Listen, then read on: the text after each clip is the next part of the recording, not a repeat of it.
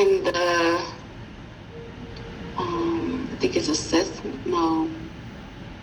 So, the individual counsel asked them refused to sign in the session closing. So, Okay. Sorry, Corley, what about you?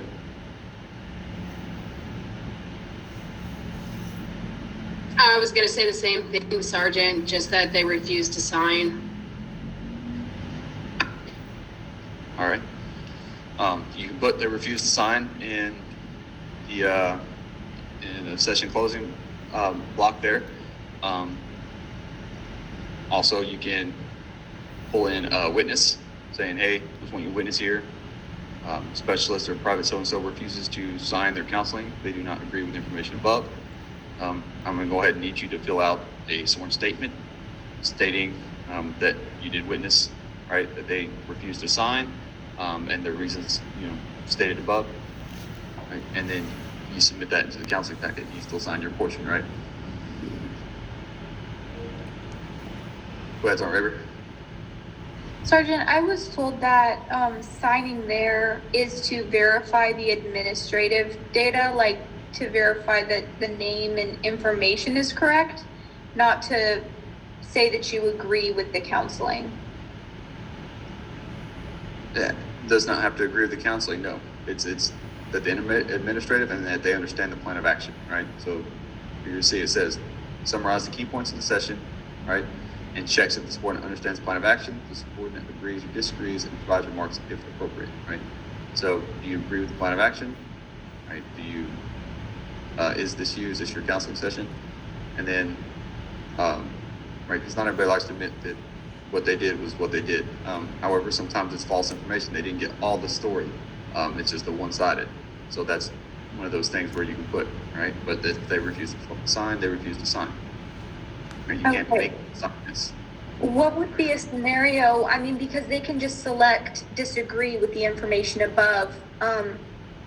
Is there like just out of anger or something that they choose not to sign, Sergeant? There are times where soldiers choose not to sign, absolutely.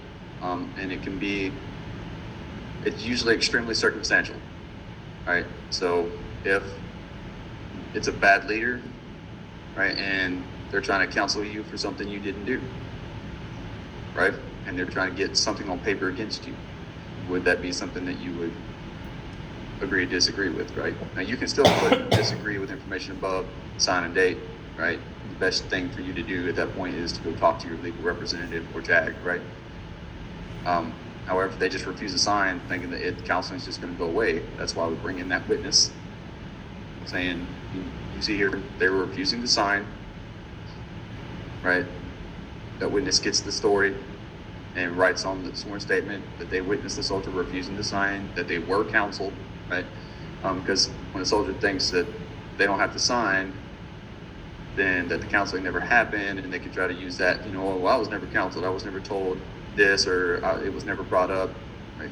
But if you have that sworn statement from another witness, another team leader, saying that you witnessed the counseling session, you witnessed the soldier refusing to sign, then that gives you some black and white security, right? That you did give your counseling, that you did bring up the topics, and that the soldier did refuse to sign. Roger, Sergeant.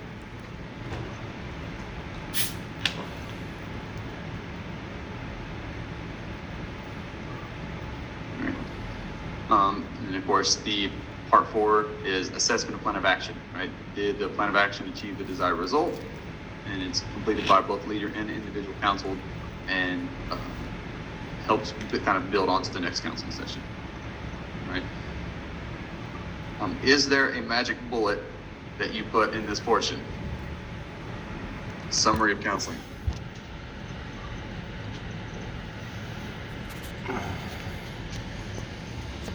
Is there something that, go ahead, Sergeant Clark.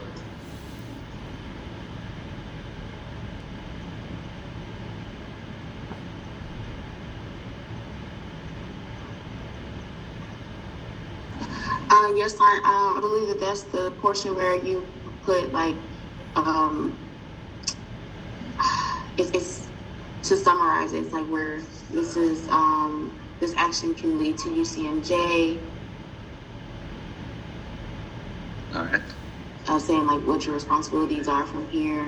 It's like, it's long, but I can't remember it verbatim, but yes, Okay.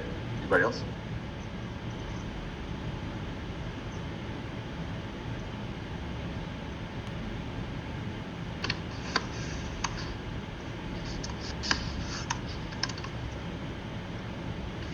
All right.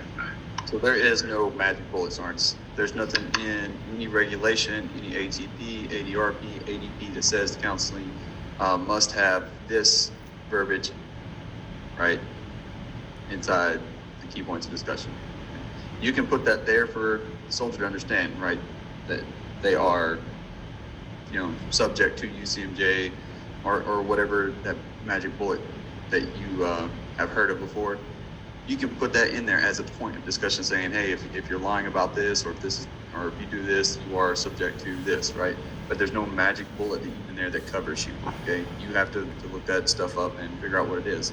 However, do not use it to limit yourself. If you say, hey, you were late, we're going to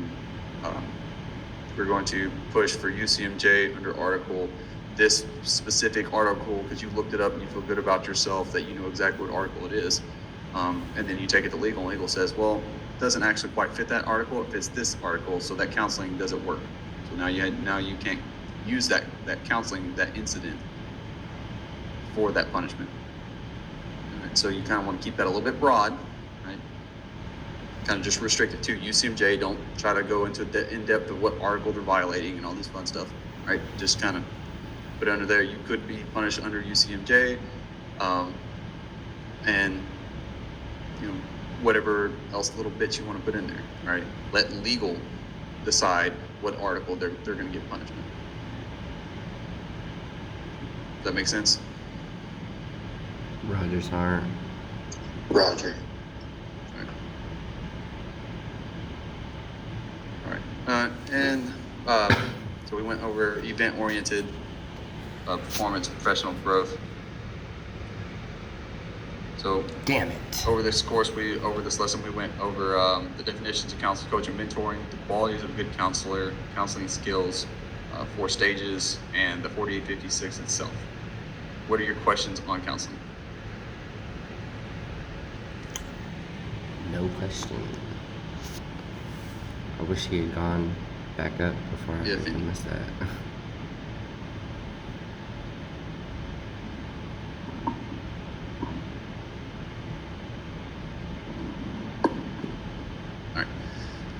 All right, so your homework tonight is going to be, you're going to look up the learner handout vignettes, all right, and you're going to fill out a 4856 for, let's go with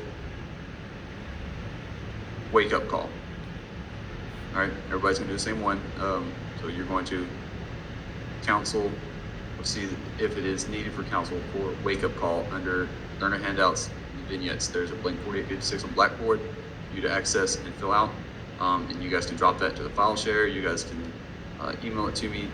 And then I will select somebody, maybe 1 or 2, to deliver that counseling session to me as if I am the soldier being counseled from Wake Up Call. All right, and that to give you practice on actual counseling. Any questions on that?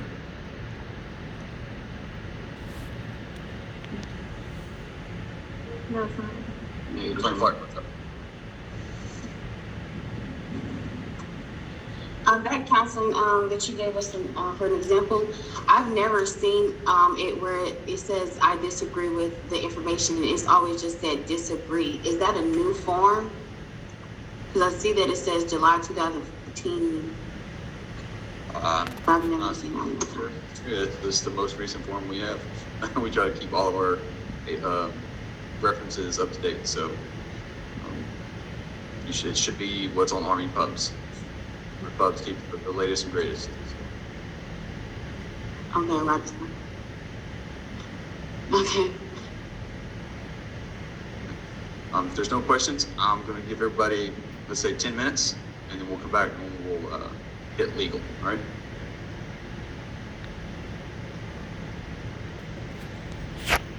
Roger, Sergeant. We're good. All right, 10 minutes.